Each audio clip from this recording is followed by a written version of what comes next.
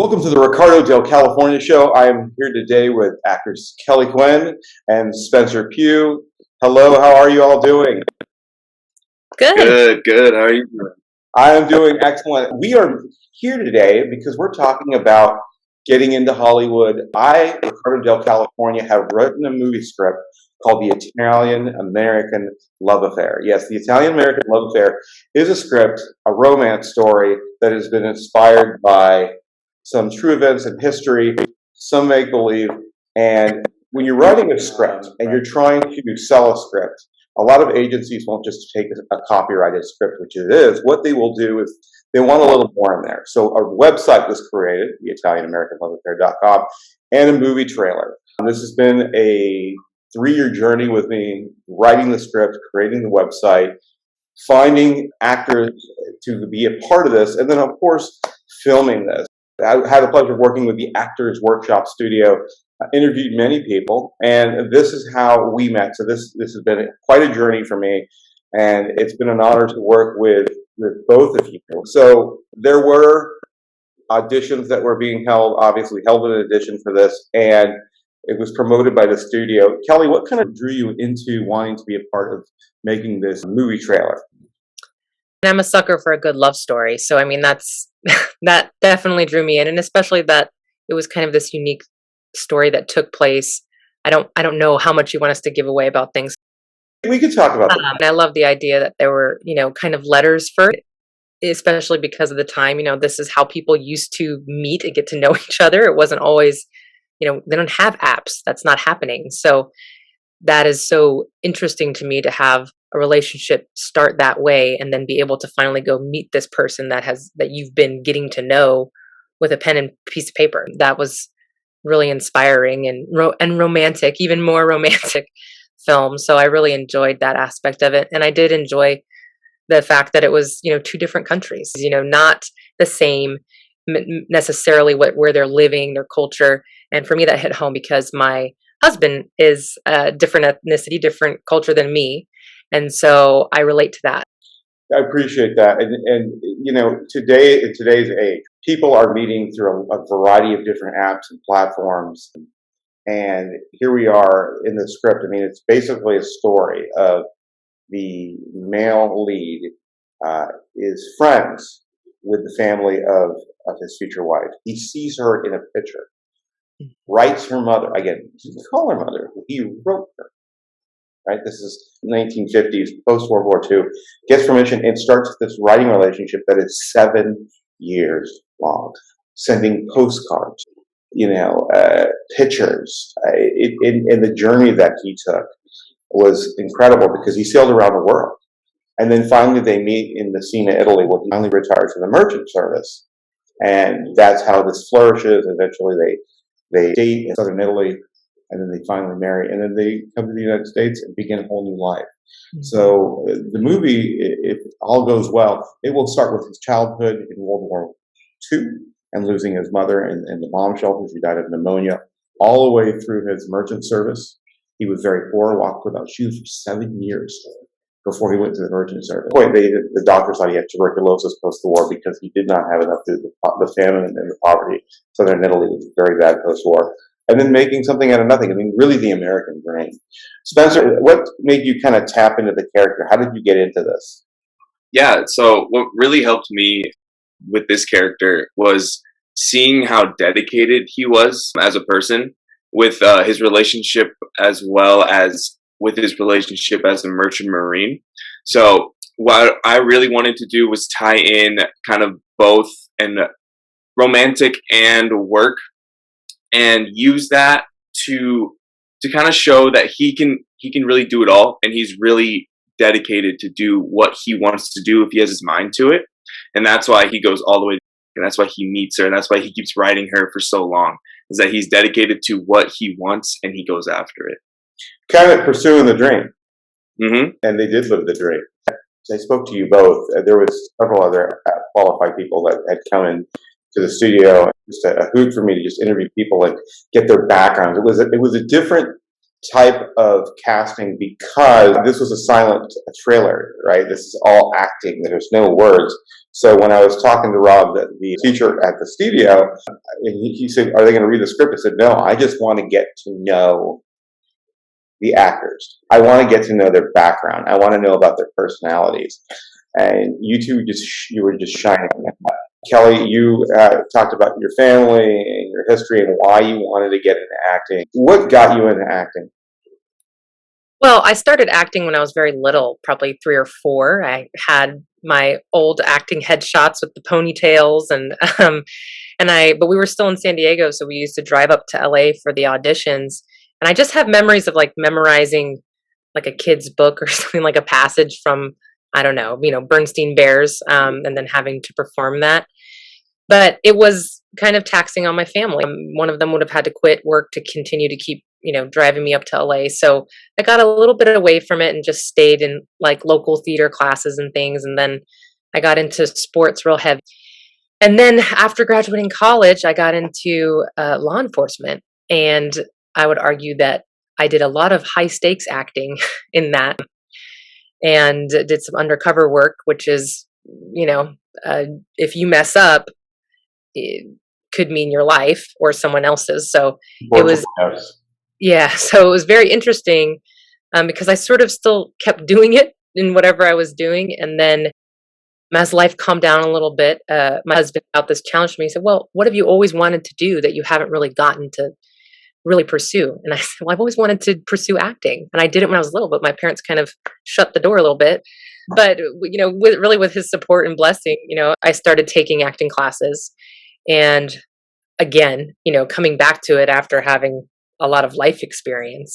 So I enjoy it. I like being able to tell stories. I really enjoy that, and bring stories to life that people have either created or something like this that has some basis in some real thing that happened. I just think that's really important, because so much of the human experience, you think maybe I'm alone. I'm the only one experiencing this, and you're not. But we just haven't seen that story yet. Yeah. No, I think that's very important, is being able to tell a story that speaks to us. And as you both go on to bigger roles and hopefully break down into bigger films and whatnot, going into this and being able to then have even more say as you're going along, like you always have to say, I mean, just being able to say, "Wow, I really gravitate towards this." Yes, you tell your agent, "Make sure I get this one right. I really like that story." That is so absolutely imperative, because I think we flourish in our true colors come out when we're really passionate about something in particular. Spencer, how about you, sir? What got you into acting? Yeah, so I didn't realize that I wanted to do any kind of entertainment acting or any kind of thing like that until about senior year of high school. It was a pretty low point in my life mentally. I was being bullied for my weight, and so I turned to movies as escapism, and I realized how effective movies are with the stories they tell and how they can make you feel. Like, the world can be such a bad, dark place at times, but you go and you can escape it for an hour, 2 hours, just watching a story take place. And I realized that. And so my freshman year of college at San Francisco State, I enrolled in the acting program, and I did that for about 4 years and did a play over there, and then realized that I loved the craft. I loved how acting is not just what you see on camera. There's so much that goes on before that even starts, before you even like memorize your lines. There's so much detail to it, and I just fell in love with all of that because I didn't know what happened, how these people made these movies at all. And so getting behind the scenes with it and then getting really deep and emotional with it, it's kind of therapeutic for me. Yes. To do all these kind of different roles and to see other people react to your work, it makes it worthwhile. And that's why I do it. It's to make, if someone's having a bad day, to make something to make them forget about it, at least for a short amount of time. And that's entertainment. Is absolutely. One of the things that is awesome is that we all have a story to tell, and being able to embody a character that resonates with you, whether there's similarities that happen in your life, or just you have a sense of interest and passion or compassion or both towards that person. And you're like, I want to be able to tell their story. So I think, yeah, that's why you do it. Why I wrote is because this story was on my mind for about 5 years. And for me in particular, it was a situation where I knew that if I didn't write it, even if it didn't go anywhere, I was going to regret it. And to me, I will never regret writing this or doing this because this movie is a part of my life. I had to tell it. What actually caused the actual pen to paper or fingers to keyboard, should I say? I saw a speech from Arnold Schwarzenegger. It was a 2018 speech. And if you spent 1 hour a day doing what you want for 365 days, what could you do with your life? And it was a speech that broke the internet. And I said to myself, that's it. I know I can write this. So I kind of didn't do an hour a day. I probably did a couple hours a week on the keyboard, writing the script, maybe spend a few hours a week. And at the end of the year, it was done. The second year, started doing some editing, had somebody go ahead and take a look at it, and had a second set of eyes for editing, got it copyrighted, and then building a website. Never built one. It's basic, but it gets the job done. And so here we are with the trailer. It's been a journey. The way that I found your studio was through an old friend who knew a guy that writes some scripts who referred me to Rob. So it has been a journey, and that's how we met. So yeah, I mean, this has been an absolute joy. And I really hope that agents or potential studios who perhaps will look at this particular interview will see not only the passion, but the beauty of this story and how this is become, from my heart and mind, to kind of more of a grassroots effort. And we will see how this goes. So here we have the story. Right now, we are going to take just 2 minutes to take a look at the trailer, and we're just going to talk about it real quick.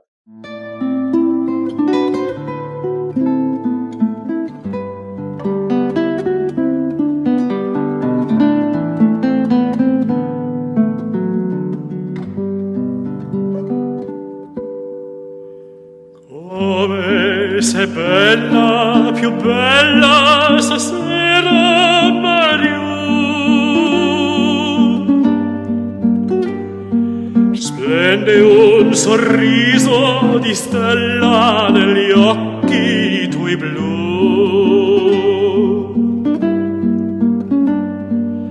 Anche se avverso il destino domani sarà.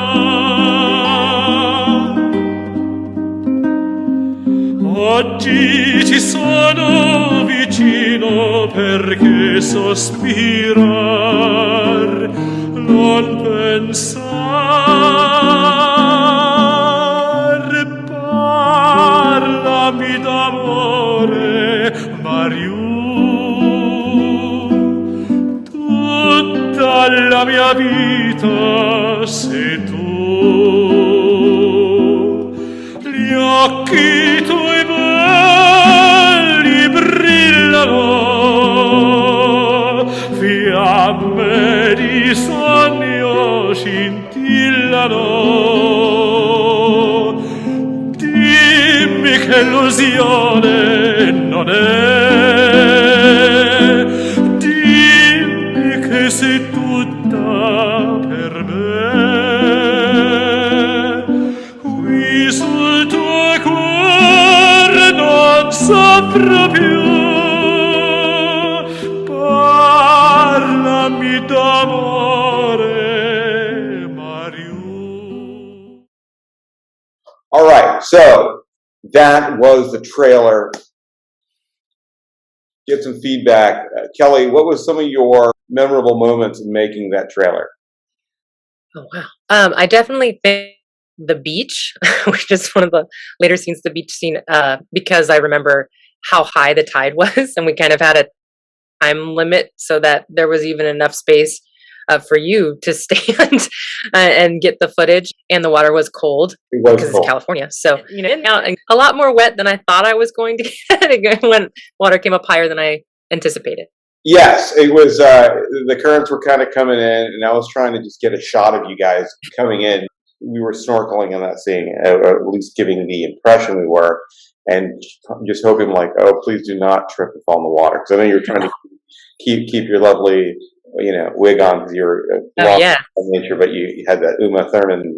What was that movie? Pulp Fiction, right? Look going on, which I really liked, that we collaborated on, and just the rapid day that we had. It was all filmed in Yes, it about was. less than 7 hours. I had to go see Tears for Fears that night in concert. You guys were all scrambling costume changes at that hotel we shot at. This is all supposed to be done looking like it's in Europe, and that beach scene was supposed to be like Palermo, Italy, and it was really the Marine Road in San Diego. One of my favorite parts of the whole thing, Spencer, was when she comes down onto the dock, and it's just I love the shot, and you're just waving, and you just reach your hand out like you're just going to go sail away with your love, and you go ahead and you impromptu acted great. You put the life preserver on her head, and then what happened? It didn't fit. You put it on her, and you just like did this, like, we don't need this. We need life preservers, and it was really hilarious because I'm like, we're keeping that. We're keeping this in the film. We're going to keep going with this, and it was so natural how you guys were just talking on the boat, and as you were looking at something out there, and it was very natural. There was almost no retakes, and we just kept filming and filming and filming. And I'm like, okay, here we are up at Mount Soledad. This is supposed to be on some mountain overlooking somewhere in Italy. And you guys you just did your thing. It was really nice just to step back, right? And just watch you two be this couple, which you're not, but we're doing it. And the laughing at that hotel when it was kind of the wedding day, right? And there was just joy there.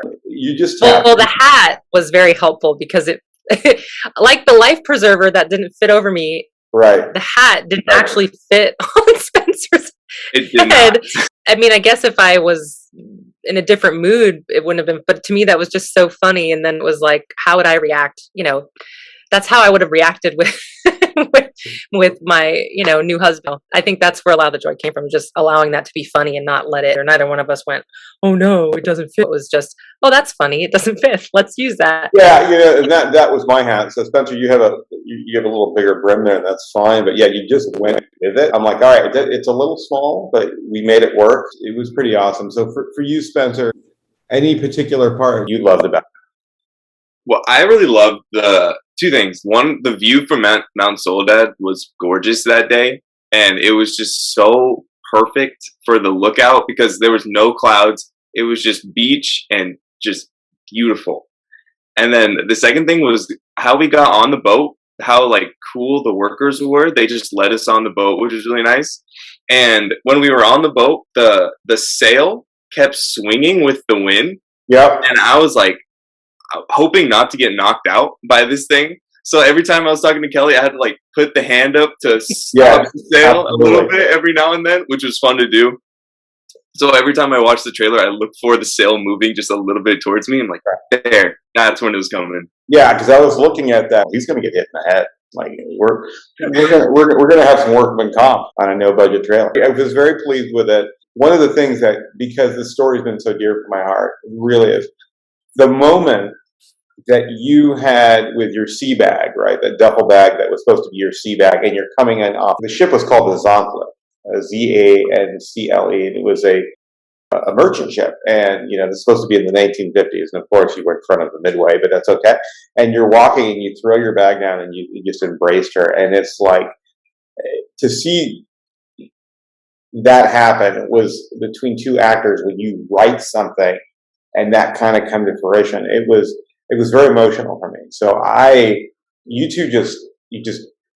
we did that in like 2 takes. I think somebody walked by. I was amazed at how few takes doing this. And I'm like, it would have been great to have done more, but for 2 minutes of time, and then the scenes in the gardens at Balboa Park, and it really did look very European. So I was able to kind of stage that Europe thing, and you guys were just naturally talking. What were you talking about? I mean, it literally like you were in full-blown conversation. I'm like, I don't know what they're talking about. There's no audio because this is just like a silent trailer with beautiful music. Do you remember what you two were talking about that day? Usually it was about whatever we were seeing in front of us, and we would just talk about it. And so if people were walking in front of us, we would just make up a story about the people walking in front of us to see what they would be I'm like. just going to go with two quick questions before we wrap up. And again, guys, thank you so much for being a part of this and part of my journey of being able to hopefully see this happen. And if not, then it will be forever on YouTube, and the website will be forever there in hopes of it becomes an actual feature-length film, or maybe an indie film. Maybe I'll find somebody going through. I mean, one of the things for me is really important is promoting it, going to maybe the Catalina Film Festival, San Diego, the LA Film Festival, and talking to different people about it and saying, hey, here's an actual trailer, here's a script, here's a website, what do you think? Might get greenlighted. You never know. Spencer, for you, sir, what's your hopes for this film? Well, hopes is it gets greenlit, and hopefully it gets greenlit with us attached to it. That would be nice. That, But I if will not, do my best. it would be really cool just to see this thing in the full span. I think it's a cool story, and people need to see it. There's not a lot of romance films out there. But once again, thank you so much today for being a part of the Ricardo Del California show, selling a script to Hollywood. This is going to be one wild ride, and it sometimes takes years, even 10 years. I would think for the movie Greyhound, Tom Hanks, that was in 15 years in the making. Escape from New York, that script was 10 years earlier that was written. So who knows what will happen. Again, I want to wish you both all the best. Thanks again for being at the Ricardo Del California show. It's good to see you all. Thanks for having us. That's it. Absolutely.